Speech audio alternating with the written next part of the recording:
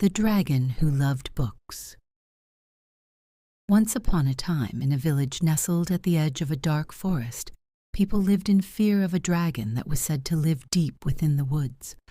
The villagers told stories about the fierce beast with scales as black as night, eyes that glowed like fire, and claws sharp enough to tear through trees. No one dared to go into the forest, believing the dragon would burn down the village if it was disturbed. But one curious boy named Liam was different. Liam loved stories, especially ones about dragons. While everyone else was afraid, Liam had always wondered if the dragon was truly as terrifying as they said. He loved reading, and every day he dreamed of one day meeting the creature that seemed to leap from the pages of his favorite books. One sunny afternoon, while Liam was playing near the edge of the forest, he saw something glimmering in the distance. His heart pounded as he moved closer and found a book, a beautiful leather-bound book lying on the forest floor.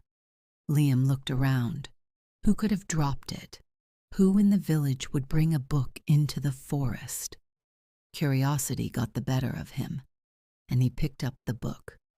When he opened it, the pages were filled with the most fascinating stories he had ever seen. But something even more unusual caught his attention. On the very last page, a note was scribbled, "Return to the Dragon's Library." "The Dragon's Library?" Liam whispered in disbelief. Without thinking twice, Liam tucked the book under his arm and ventured into the forest. The trees grew taller and denser the deeper he went. He should have been scared, but the idea of a dragon who had a library, that was too exciting to pass up. Finally, he reached a large clearing, and there, in front of him, was a magnificent cave. Hesitant but determined, Liam tiptoed inside. The walls of the cave glittered with gems, but what amazed Liam the most were the towering shelves of books. Row upon row of books, all perfectly organized. And in the middle of it all, curled up like a gigantic cat, was the dragon. Liam gulped. The dragon was enormous, just as the villagers had said, with scales as dark as midnight and eyes glowing softly in the dim light. But instead of roaring or breathing fire, the dragon was holding a book in its giant claws, gently turning the pages. "Excuse me," Liam said, his voice trembling. The dragon looked up, surprised. "Oh, hello there," it rumbled softly. "I didn't expect a visitor. What brings you here?" I found this book," Liam stammered, holding it out. "It said to return it to the dragon's library."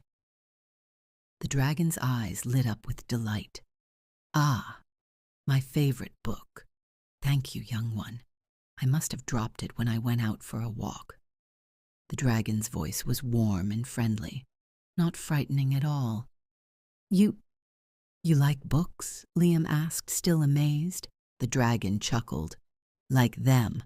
I love them. I've been collecting books for centuries. You see, most dragons collect gold and treasures, but I find stories to be the most valuable treasure of all." Liam's fear melted away. He stepped closer, looking at the shelves filled with books from all over the world. "You've read all of these?" "Every single one," the dragon said proudly. "And I've written a few of my own, too. Stories are powerful, you know. They can teach you things, take you on adventures, and even show you how to be brave." Liam smiled. "I love stories, too." "Well then," said the dragon, "how would you like to borrow a book from my library? I have many tales that you won't find anywhere else." Liam's eyes sparkled. "Really? I would love that."